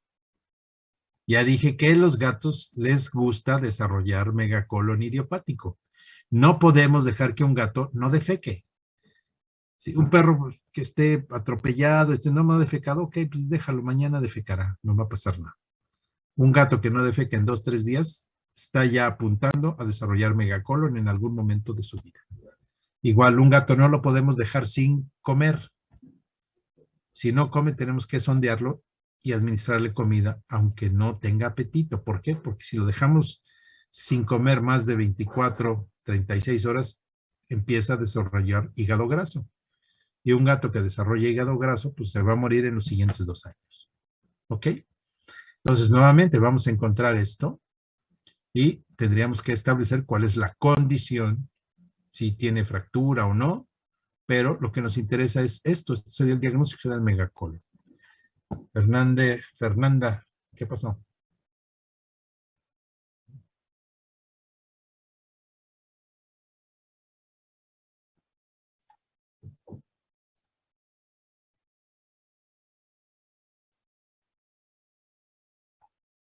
A ver, Isaac aquí dice, tampoco ocasiona falta en el vaciado de vejiga. No entiendo cuál es la pregunta.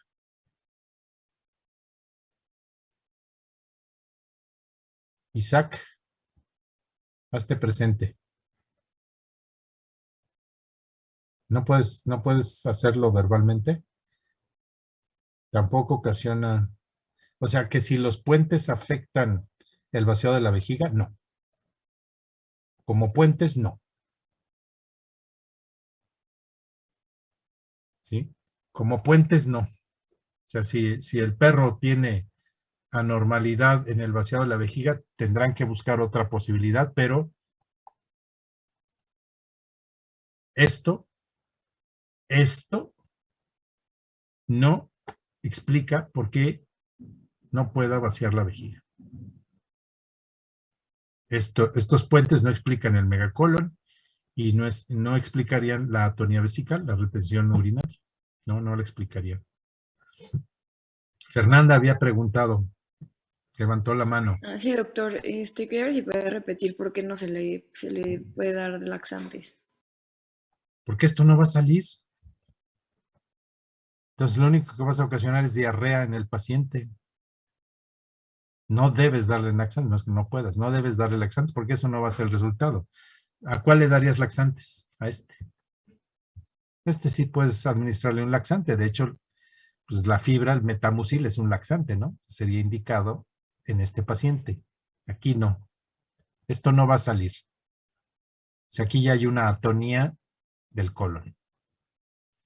Pues lo único que vas a ocasionar con el laxante es diarrea, pero eso no va a salir. O sea, el perro va a tener diarrea, pero esto, las heces ahí contenidas no van a salir. Eso tienes que trabajar mucho, tienes que aplicar muchos enemas, probablemente, lo más probable es que no salga nada.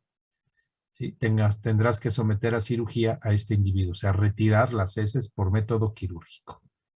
¿Ok? Entonces, Ya se imaginarán la contaminación que se presenta para retirar esto, ¿no? Entonces, generalmente los perros terminan o los gatos terminan en peritonitis. Entonces, es una condición que hay que estar muy encima de nuestros animales para que se detecten antes de que esto se convierta. Esto quiere decir descuido por parte del propietario. Esto no se presenta de la noche a la mañana, ni se presenta en 3, 4, 5 días. Esto lleva semanas, si no es que meses, a partir de una situación de este tipo. Entonces, esto lo único que denota es descuido. Por eso les decía que en la actualidad es poco probable que encontremos esto. Antes era muy frecuente. O sea, un perro, había perros que los propietarios los subían a la azotea y no los volvían a ver nunca, hasta que estaban enfermos. Entonces, hidratar a nuestro paciente primero en enemas, 5 mililitros por kilogramo de peso, ¿sí? Yodopovidona, sobre todo para disminuir la carga bacteriana. Laxantes, siempre y cuando tengamos a estos individuos en esta condición, ¿sí? O que ya hayas eliminado a través de enemas, y son enemas que duran 2, 3 días, ¿eh? O sea, es quedarte ahí con el perro aplicándole enemas, levantándole las patas de atrás para que se hidrate la popó y luego estarle rascando, etc. ¿Ok? De los laxantes, el microlax no lo administres en gatos. Sí, el microlax, los gatos son alérgicos al sulfato y el microlax tiene sulfato. Entonces los gatos responden, se intoxican y se pueden morir si administramos microlax, ¿no? Pero esto no aplique nuevamente microlax o glicerina en un gato, en un perro que tiene esto. Esto no va a salir, o sea, si vamos a intentar sacarlo es a base de enemas.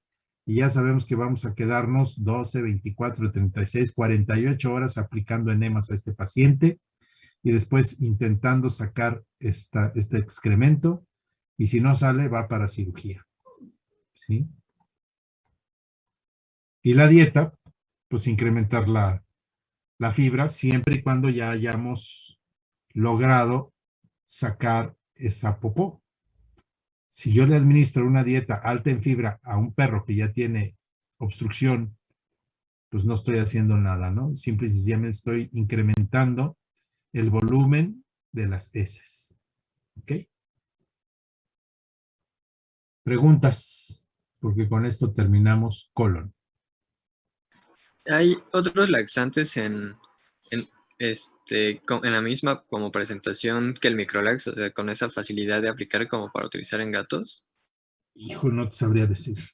La verdad, no sé. Ok, gracias, doctor. Debería que echarse un clavado ahí buscando laxantes en perros y gatos en México, ¿no? Porque luego te salen cosas que se venden en Estados Unidos, etcétera, pero no te sabría decir. O sea, lo que utilizamos en el hospital generalmente es el microlax.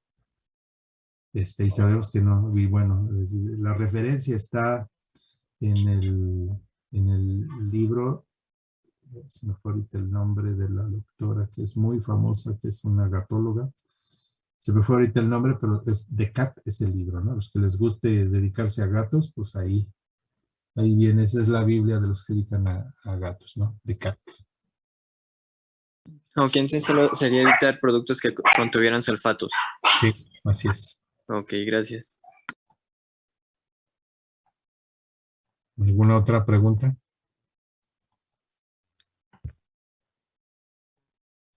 ¿No? Okay. Páncreas lo vamos a revisar desde el punto de vista digestivo, no vamos a ver la función endocrina del páncreas, ¿no? O sea, solamente la porción exócrina del páncreas es la que nos vamos a tocar en este momento. Entonces, el páncreas, como estoy mencionando, tiene una función exocrina, que es el 90% de la funcionalidad del páncreas, y una porción endocrina. Es muy importante, a pesar de que sea el 10% de la función pancreática, es muy importante, porque pues, simple y sencillamente ahí está la insulina, ¿no? No vamos a revisar diabetes en nuestros pacientes, sino vamos a revisar la condición de tipo digestivo, ¿sí? El páncreas produce enzimas pancreáticas. En los gatos, generalmente tenemos una convivencia, ¿sí?, del ducto biliar con el ducto pancreático. Entonces, en los gatos con pancreatitis por el proceso inflamatorio y obstrucción de esta zona, podemos tener gatos con pancreatitis cuyo signo sea ictericia. En los perros tenemos el ducto principal, ¿sí?, de salida de las enzimas pancreáticas es diverso del conducto biliar. Pues la pancreatitis en perros generalmente no ocasiona ictericia, a menos que tuviésemos alguna condición que se presente en algunos pacientes de una convivencia de ducto biliar, pero generalmente es hasta el final y no una ruta en común como lo es en gatos. Entonces, en los gatos, un gato ictérico, tenemos que pensar en una posibilidad de pancreatitis. En los perros ictéricos, pues aparte de todo lo que nos puede ocasionar ictericia, pues no entra lo de pancreatitis.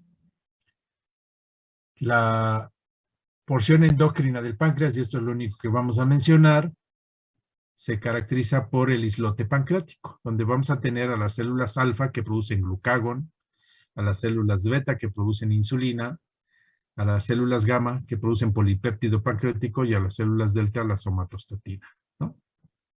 Cuando tenemos un perro o un gato con pancreatitis, ¿sí?, puede afectarse la producción de estas hormonas, ¿sí?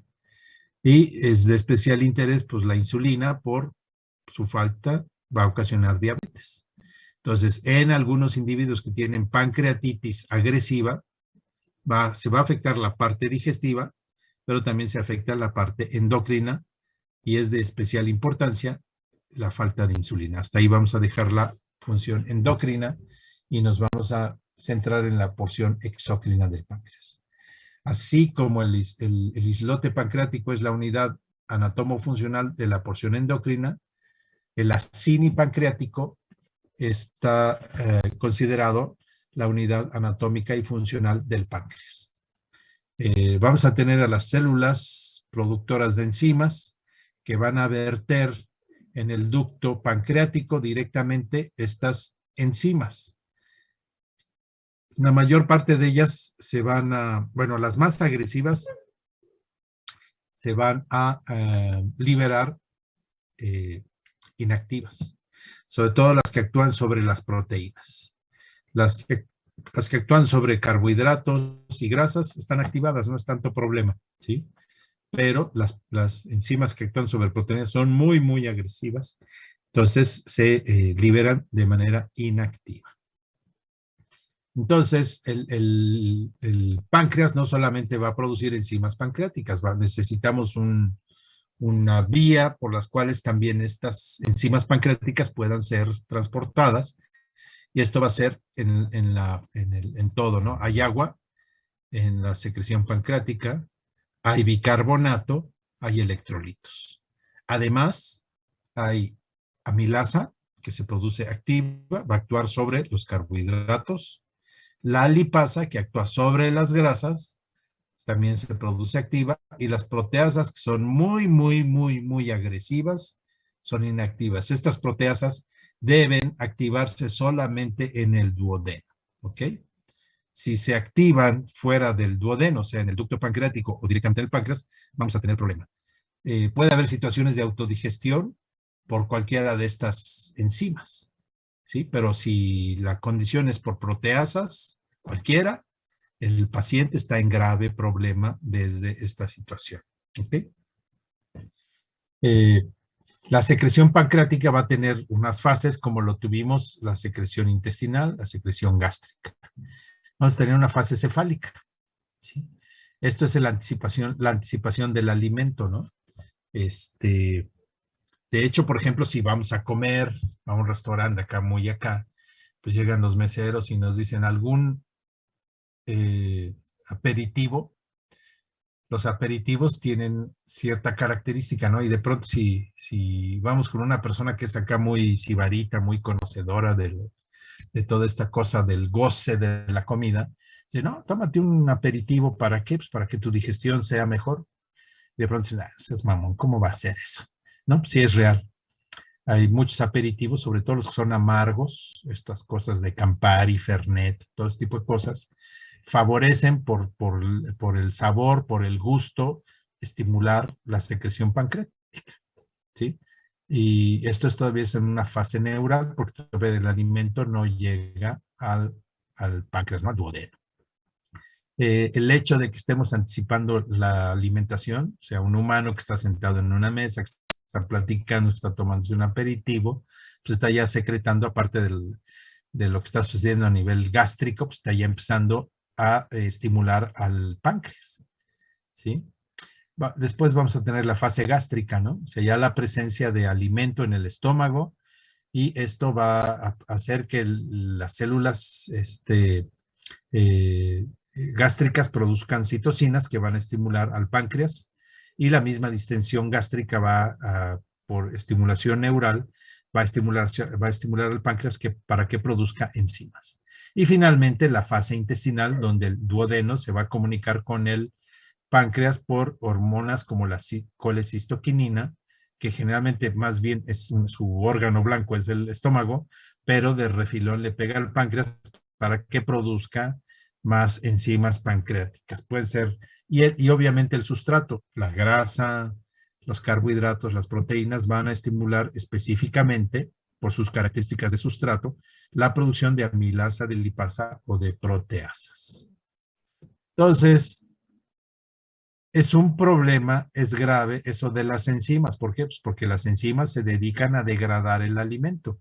Son mucho más agresivas, incluso, que pues la lipasa gástrica, por ejemplo, o las enzimas intestinales. No puedo compararlas con el ácido clorhídrico, porque el ácido clorhídrico pues, es muy, muy agresivo, ¿no? Pero, dado que son muy agresivas las enzimas, se producen de manera inactiva. Entonces tienen que activar. Y hay una serie de candados que evitan, o que tratan de evitar, porque no siempre son efectivos, que tratan de evitar que estas proteasas pancreáticas se activen, ¿no?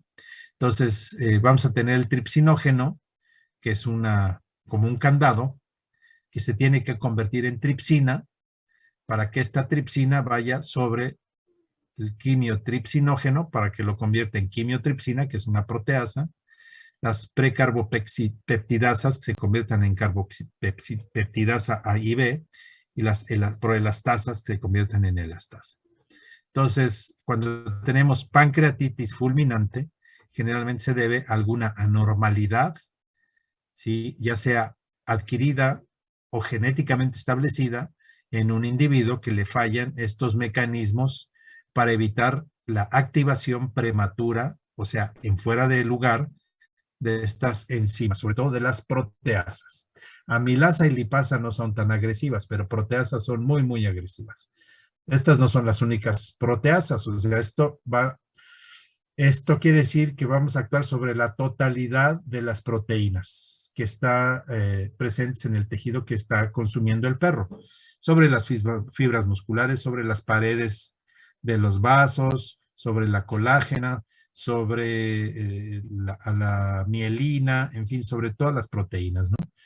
Vamos a actuar sobre el RNA del tejido, sobre el DNA del tejido, sobre la colágena. Entonces, estas proteasas se tienen que actuar sobre todo lo que forma la estructura del tejido. Y el problema es que el sujeto que está produciendo estas enzimas, pues también tiene sus propias proteínas, ¿no?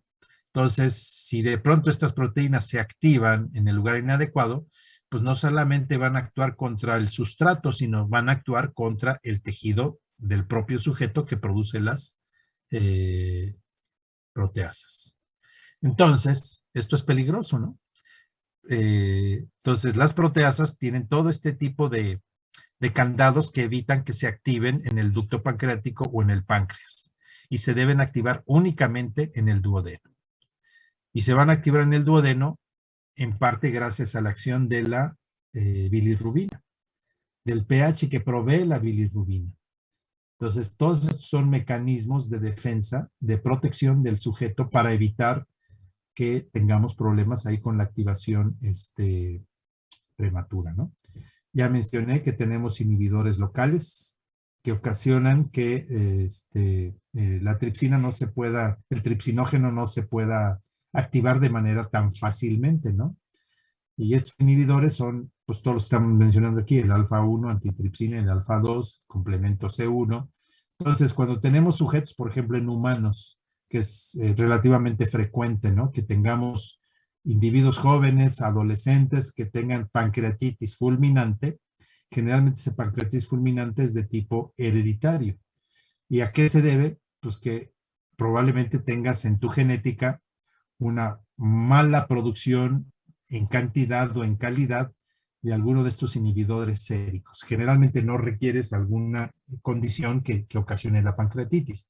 Obviamente puedes tener, ya sea joven o adulto o viejo, las condiciones para desarrollar la pancreatitis. Pero cuando se desarrolla la pancreatitis sin tener una condicionante que explique el por qué se desarrolló la pancreatitis, pues generalmente se debe a una deficiencia en estos inhibidores séricos. Y eso generalmente ya está establecido genéticamente que va a suceder en algún momento de tu vida y generalmente se produce estas pancreatitis fulminantes en el humano en individuos adolescentes, ¿no? O sea, entre los 15, 18, 19 y ya un poquito más de la adolescencia, 20, 25 años aproximadamente. Problema de las pancreatitis agudas, necróticas, es que generalmente son fulminantes y ponen en riesgo en un porcentaje la vida del sujeto, ¿no? Entonces, igual sucede en algunos perros. Entonces, ¿qué es pancreatitis aguda? Ya dijimos, agudo es por el tiempo. Puede ser muy grave o no tan grave, ¿sí? Y lo que nos indica cuando hablamos de pancreatitis es una inflamación del páncreas, ¿sí? Que tiene esta relación, está fijo al duodeno y al estómago. O sea, el páncreas no anda flotando en la cavidad abdominal, ¿sí? Está fijo al duodeno y al estómago, y entonces esta relación tenemos que recordarla porque el diagnóstico de pancreatitis no es muy sencillo, es relativamente difícil, sobre todo porque se tiene que hacer en poco tiempo. Ajá. Entonces, las placas radiográficas, el ultrasonido, los hallazgos que nos permitan proponer que este perro o este gato tiene pancreatitis, tienen que ver mucho con la ubicación del páncreas y su relación íntima con el estómago y con el duodeno. ¿Sí? ¿A qué me refiero? Que los productos que están siendo eliminados por un páncreas enfermo paralizan al duodeno y al estómago y entonces se llenan de gas. Más adelante espero que recuerden esa información para que le puedan dar cuerpo a lo que vamos a decir. Bien, es una imagen. ¿Qué nos propone esta imagen? Pues que el páncreas es una bomba de tiempo, esa es una realidad, ¿sí? Es una bomba de tiempo, ¿por qué? Porque los problemas que se presentan en el páncreas pueden ser muy agresivos y pueden poner en riesgo la vida del sujeto. Una pancreatitis aguda, necrótica o hemorrágica pone en riesgo importante, inminente la vida del individuo, ya sea humano, perro o gato, ¿sí? Un carcinoma pancreático es de los más agresivos. Un individuo que le detecten carcinoma pancreático, pues tiene sus días contados de vida, ¿no? ¿Sí? 2 meses, 3 meses a partir del diagnóstico. Entonces, pues esta ilustración es muy elocuente de lo que es el páncreas. Si hacemos cirugía, o sea, de pronto vamos a hacer una ofohisterectomía, ¿no? O OVH, como quieran llamarle. Y separamos los órganos abdominales así agresivamente y en eso estamos apretando al páncreas. O sea, esa perra a lo mejor salió la cirugía muy bien, pero ya le ocasionaste una pancreatitis y es muy probable que te muera de pancreatitis por no ser cuidadoso en el manejo del páncreas. De hecho, durante mucho tiempo se mencionaba el páncreas, ni lo voltees a ver, ¿verdad? Actualmente ya hay incluso procedimientos de cirugía pancreática, etcétera. Entonces, si lo haces de manera acorde y adecuada, pues no debes tener problema, ¿no? Pero si eres descuidado y agresivo y tosco en el manejo de las órganos abdominales y entre ellos estás lesionando, aunque no sea de manera importante el páncreas, puedes sufrir las consecuencias. Entonces, ¿por qué se presenta pancreatitis aguda? Bueno, hay muchas posibles causas. Por una glándula con sobreestimulación, porque haya degeneración y lisis, porque hay obstrucción de los conductos pancreáticos. Vamos a ver cada una de estas. ¿Qué situaciones pueden sobreestimular al páncreas? La obesidad. ¿Sí? La obesidad ocasiona, obviamente por la dieta, que el páncreas se estimule. Una dieta rica en grasas estimula al páncreas. Algunas enfermedades infecciosas no es que estimulen al páncreas, pero van a producir inflamación. Les mencionaba yo que hay clostridiums. ¿Sí? Uno de los lugares donde hay más clostridiums es el conducto biliar y el conducto pancreático. Entonces, si hay alguna condición, por ejemplo, una dilatación gástrica que altere la irrigación y que haya hipoxia, eso puede ocasionar, ¿no? Esta hipoxia que hay un sobrecrecimiento de clostridiums. Hay enfermedades hepatobiliares que vamos a ir viendo las que podamos mencionar por tiempo, y los fármacos como los esteroides. Podemos tener un perro que tenga problemas de piel que requiera administración crónica de esteroides. Bueno, esto va a ocasionar alteraciones en los ductos pancreáticos que favorecen la presentación de pancreatitis. Bien. Aquí me preguntan si a ver, los puentes intervertebrales en el 90% de los casos no ocasionan dolor. ¿Ok? Si encuentran un puente intervertebral, tienen que seguir en el diagnóstico, ya sea porque el perro no camina, ya sea porque le duele, ya sea porque tiene problemas para defecar, ya sea que tiene problemas para orinar. Lo más seguro es que ese puente intervertebral, ese que vimos, no esté ocasionando problemas. Tienen que seguir en el diagnóstico, ¿sí? Los puentes intervertebrales no ocasionan dolor, y si lo ocasionan tendremos que demostrarlo, y generalmente tendría que ser por tomografía o por resonancia que esté obstruyendo la salida de una raíz nerviosa. Pero donde está ubicado ese puente es en la parte ventral, ahí no ocasiona nada. Entonces no afectan el funcionamiento de la vejiga ni por dolor. ¿Ok? Les acabo de enviar la liga de la clase de lunes. ¿Les llegó? Sí, doctor, gracias. ¿Os queda claro con eso de los puentes?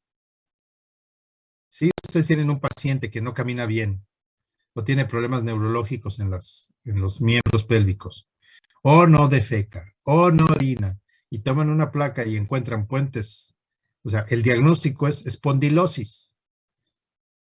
La espondilosis no está ocasionando ninguno de esos cuadros. Tendría que ser otra cosa, discospondilitis, pero eso ya. Los que les interese perros, pues ya lo veremos en medicina de perros. Ya los que les quieren meter en perros, pues ya nos vemos ahí en el hospital. ¿Sí? Entonces, lo que vimos aquí se llama espondilosis y eso no ocasiona problemas. ¿Ok? Bueno, pues entonces nos estamos viendo el lunes. Cuídense mucho. Gracias, doctor. Hasta Bye. luego. Gracias, igualmente. Muchas gracias, nos vemos. Hasta luego.